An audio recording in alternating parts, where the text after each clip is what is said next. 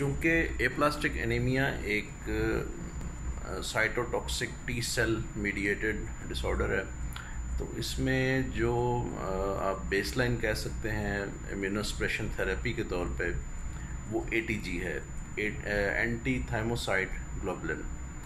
तो लेकिन हम जहाँ प्रैक्टिस करते हैं ये एक थर्ड वर्ल्ड कंट्री है, तो यहाँ पे इसकी जो फाइनेंशियल वायबिलिटी है वो आउट हो जाती है, क्योंकि पाकिस्तान में तकरीबन 6-7 लाख रुपए की ये एक थेरेपी जो है, इसका एक साइकिल पड़ता है हमें, तो वो पेशेंट उसको अफोर्ड नहीं कर सकते। दूसरे नंबर पे आ जाए जो पेशेंट अफोर्ड कर सकते हैं, कोई 99% ऑफ द पेशेंट तो अफोर्ड ही नहीं करते। जो 1% करते हैं जिनको हमने दिया, तो उनमें भी कोई बहुत प्रोमिसिंग रिजल्ट्स हमें नहीं मिले।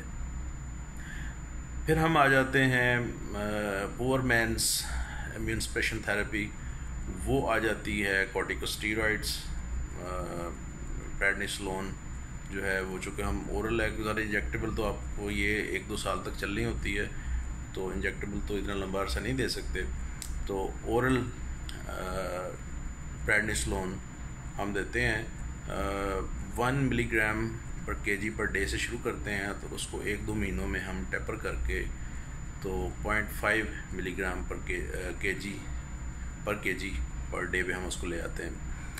उसके साथ साथ चूँकि हमने इसकी डोज जब कम करनी है स्टीरॉइड्स की, स्टीरॉइड देने का एक ये भी फ़ायदा होता है कि ये थोड़ा सा हेमेटोपोइटिक सिस्टम को स्टिमुलेट करता है, इसको सपोर्ट करता है, पेशेंट की जो थोड़ी सी वेल बीइंग होती है उसको थोड़ा सा ये मेंटेन करता है। स्टीरॉइड लेने से पेशेंट थोड़ा सा बेहतर फील करता है। फिर दूसरे नंबर पे आ जाती है cyclosporin. 100 to 200 milligram per day हम depending upon the age and the weight of the patient हम प्रेस्क्राइब करते हैं, और वो भी 1 साल 2 साल तक चलती है। तो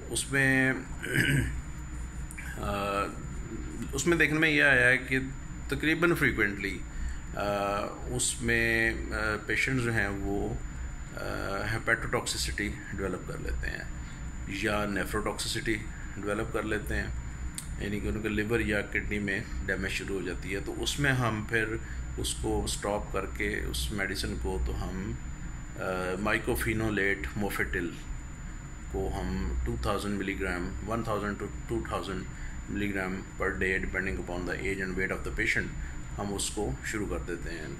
मोफेटिल से बहुत अच्छे रिज़ल्ट्स हैं, उसकी टॉलरेंस भी बहुत अच्छी है और रिलेटिवली टॉक्सिसिटी भी ना होने के बराबर है।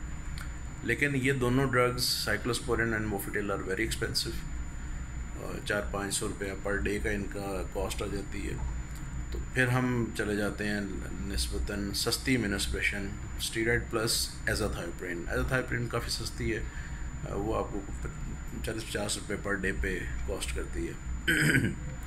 तो उसको हम लॉन्ग टर्म में चलाते रहते हैं, उसके भी हमें अच्छे रिज़ल्ट्स मिले हैं एज़ाथायोप्रिन इम्यूनोसप्रेशन प्लस स्टीरॉइड से, तो उससे अच्छे रिज़ल्ट्स मिले हैं। इस पर जो देखने की चीज़ है, पिछली वीडियो में हमने बताया, जो वीडियो का पार्ट 2 था बेसिकली, उसमें हमने बताया कि हम साथ में हेमेटोपोइटिक ग्रोथ फैक्टर्स देते हैं। इम्यून सप्रेशन थेरेपी को हेमेटोपोइटिक ग्रोथ फैक्टर्स के साथ अगर मिला के देखा जाए तो रिकवरी बहुत ज़बरदस्त है। बहुत कम पेशेंट्स ऐसे हैं जो कि ये रेगुलरली लेते रहें और वो कोई लाइफ थ्रेटनिंग कॉम्प्लिकेशंस डेवलप कर लें, बहुत कम। अगर करेंगे भी तो वो बेसिकली उस थेरेपी को डिसकंटिन्यू करते हैं पेशेंट्स, तब वो डेवलप होती है, ये कॉम्प्लिकेशन डेवलप होती है। अदरवाइज़ ये बहुत अच्छा इसका रिस्पॉन्स चलता है, पेशेंट इन्फेक्शंस डेवलप नहीं करते, उनके काउंट स्टेबल रहते हैं, उनकी हीमोग्लोबिन स्टेबल रहती है, और प्लेटलेट्स पेशेंट जो है ना वो क्रिटिकली ब्लीड नहीं करते, क्रिटिकली लो नहीं होते प्लेटलेट।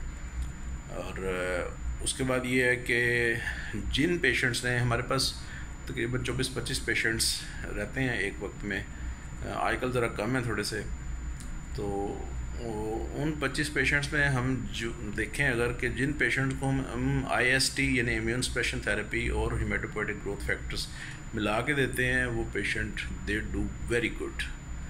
और जो पेशेंट ज़्यादा अकेला इम्यून सप्रेशन लेंगे उसमें फिर रिकवरी बड़ी स्लो है, और जो अकेला तो ग्रोथ फैक्टर्स लेने का कोई जस्टिफिकेशन नहीं है। तो ये थी इम्यून सप्रेशन के हवाले से कुछ चीज़ें। बाकी एप्लास्टिक एनीमिया का जो कि अल्टीमेट क्योर है वो स्टेम सेल ट्रांसप्लांट है, तो उस पर बाद में बात करेंगे। उसमें बहुत सारी कॉम्प्लिकेशन हैं उसकी, वक्तन फ़वक्तन हम बहुत सारी वीडियोस में उसका जिक्र भी कर चुके हैं, उन कॉम्प्लिकेशंस का और उनकी प्री रिक्विजिट्स का। तो लेकिन हमारा प्लान है कि स्टेम सेल ट्रांसप्लांट के ऊपर एक separate vlog, haematopoietic stem cell transplant for haematological disorders के नाम से हम उसको करें। Thank you very much for following and watching.